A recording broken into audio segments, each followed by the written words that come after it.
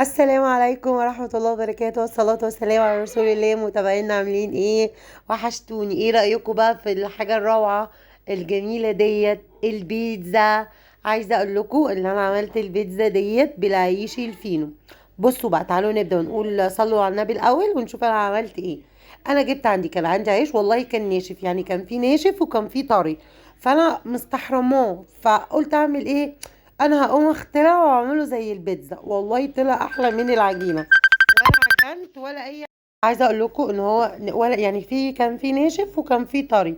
الناشف ولا اي حاجه، اللي احنا هنحطه عليه هنطريه. جبته بالمقص. بصوا يا جماعه، المقص هيخليه ايه شكله كده، كله منظر واحد، فهيخليه معاكي روعه.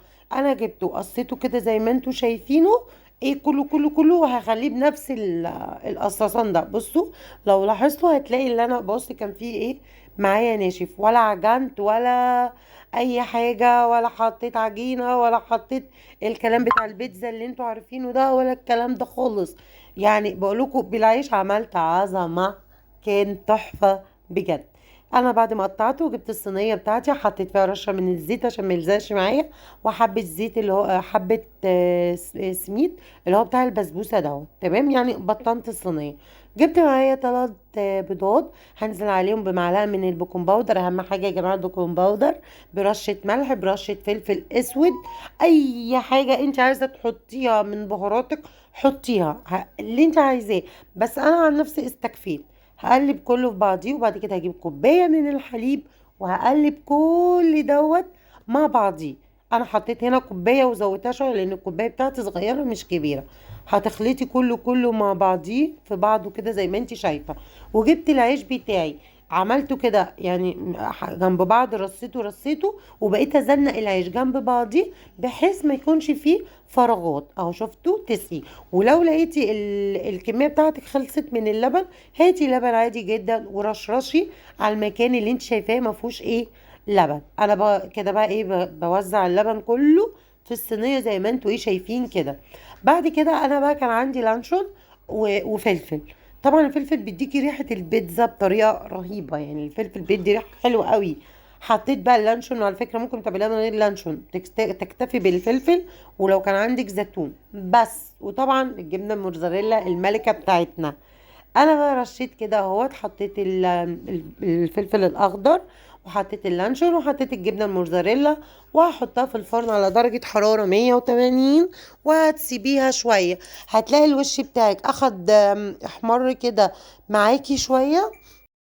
واول ما تلاقيها بقى اخدت لون، هتطفي من تحت وتقيدي الشوايه وتديها اللون من فوق. عايزه اقول لكم طبعا انا سبتها تبرد شويه، وبعد كده جبت السكينه وفضلت ايه يعني ايه يعني اللي انا اعملها شويه عشان ما تبقاش ايه لازقه، وقمت مقطعاها. عايزه اقول لكم كانت رهيبه وكانت هشه. انتوا عارفين طبعا العيش الفينو بيبقى هاشش. بصوا عامله ازاي، تحفة تحفة. كانت رهيبة. بصوا انا فضلت اكل ونسيت اللي انا بصور اصلا. كانت هشة، كانت خفيفة، كانت جميلة قوي. يعني بصوا انا ولا عجنت ولا عجان ولا زبادي ولا الكلام الفاضي ده، زي ما انتوا شايفين. انا اديتها لون، اللون خلاص عجبني، اللي هو اللي يعني لقيت اللي فوق خلاص قرب ياخد لون، على طول تطفي الفرن وتقيدي الشوايه. عايزه اقول لكم اوعي بقى بعد كده، اوعي بقى ترمي العيش اللي عندك اللي فوق، اوعي. وانت ممكن لو عندك كام رغيف هتعمليهم بس في صينيه صغيره، قارب صغير. انا عشان العيش عندي كتير فعملت عندي في الصينيه الكبيره. ده كان الفيديو بتاعنا النهارده. لو الفيديو بقى بتاعي كده عجبكم، اوعي بقى تنسوني في اللايك والشير، وجربوها وتبقوا قولوا لي في الكومنتات انها عجبتكم ولا لا. بس انا عارفه ومتاكده انها هتعجبكم جدا. بصوا انا بقطع ازاي عشان بوريكم انها بتطلع، يعني بتطلع معاكم بكل سهوله، عشان محدش يقول ايه ده العيش هيمسك في الصينيه قدامكم. الصينيه فله شمعه منوره اهي. مفيش العيال بقوا رايحين. بصوا العيال بقى ايه، ماما بس دي مش بالعجينه صح.